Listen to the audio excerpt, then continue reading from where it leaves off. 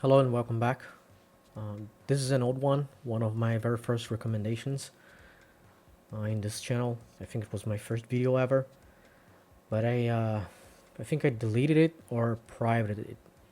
Anyway, before that, I would like to talk about how I got copyright stricken again by I don't even know this time because I didn't even get the notification, but probably Japanese companies behind the mangas. So Tsumiki Yogami and the Strange Everyday Life was removed, and Chisai Boku no Haru, or The Spring of Little Me, they were both removed from the channel. It's like only I can see them. Yeah, pretty pog. Excuse me. But yeah, anyway, I deleted the video, or actually I checked my channel and I actually privated it. But anyway, because it was very sub quality. I mean, to be honest, my videos are already poor quality, I guess. I gotta learn more tricks, study more, how to edit and all that. But yeah, the first ones were very special to say the least. I want to recommend again, Mizutama Honey Boy. It's a romantic comedy, a love story basically, featuring a girly dude and a stoic girl. It has a good pace. It already concluded, so there's a definitive ending, and I do think anyone who's interested in rom coms or whatever should check it out because it's decent. It's very decent, and actually gets somewhere, I guess. It's a story about Shiro Fuji, the youngest brother of four, the other three siblings being older sisters who raised them, who raised him as a little girl. He would always wear their hand me downs, you know, their clothing, their toys, all of that, and he was attracted to cute stuff per se, which yeah, it's kind of a controversy, but whatever.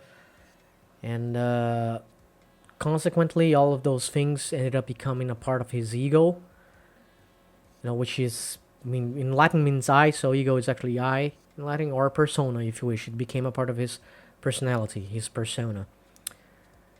He falls in love with Mei Sengoku, a girl who's a completely opposite of Shiro. I mean, the name kind of gives it out, Sengoku, right? Like it's related to a warring period, I think, in Japan.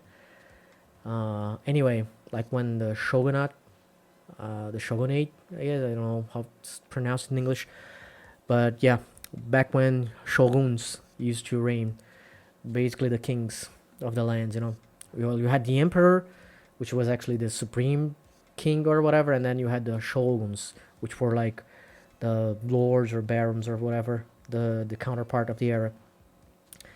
She's strong, stoic, and not good with girly things. As in, she doesn't feel uncomfortable, but she doesn't understand them.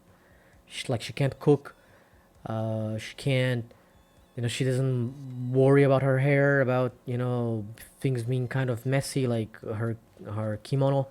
You know, not necessarily, not necessarily dirty or unorganized, which or disorganized, I think it's the correct term, which is a completely different thing from wearing like my kimono got a little dirty, like and oh, I should just go clean it right now. Like, no, I'm gonna do that before training, before I'm done with all my things. That's the kind of girl that she is, and she's the captain of the girls kendo club. So obviously, kendo and lifting weights are her hobbies and stuff like that. She's an only child whose mother passed away. The story in itself is pretty straightforward.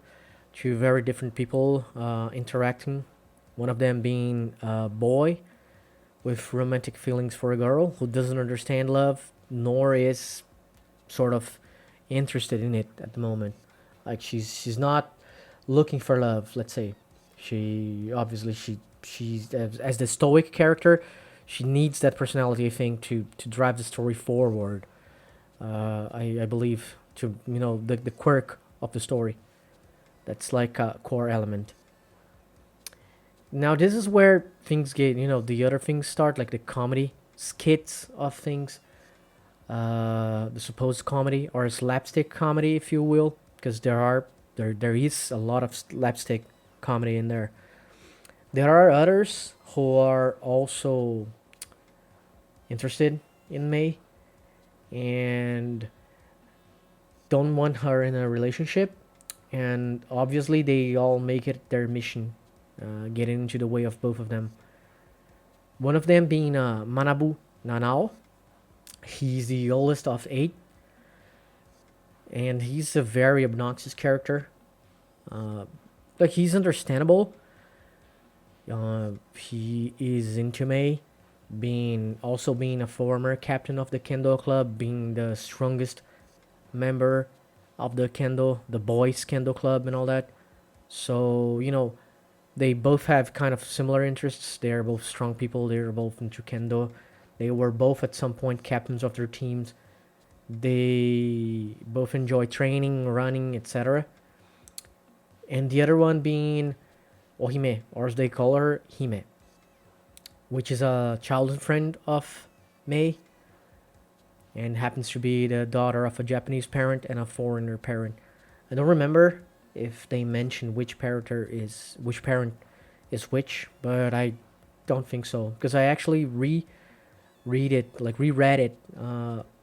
a couple of weeks ago. I think last week or 2 weeks ago, and I don't remember that part.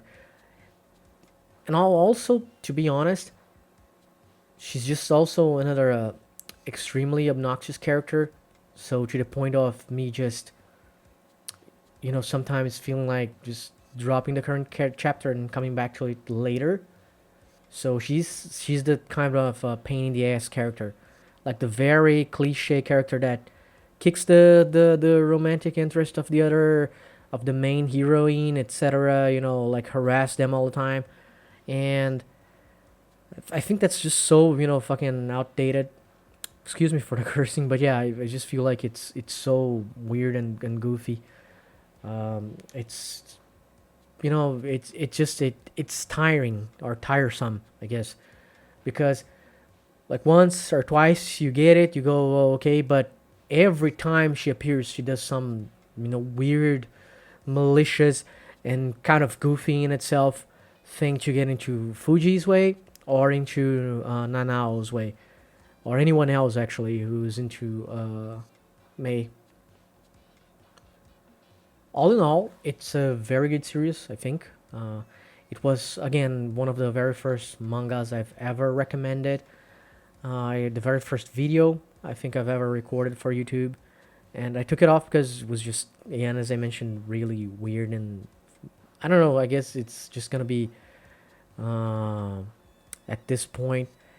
It's just gonna be like retro or whatever because I appeared in it, and I don't show myself, but I appear like with a mask or something on my face and all that. So yeah, uh, I think that's about it for this one. See you next time.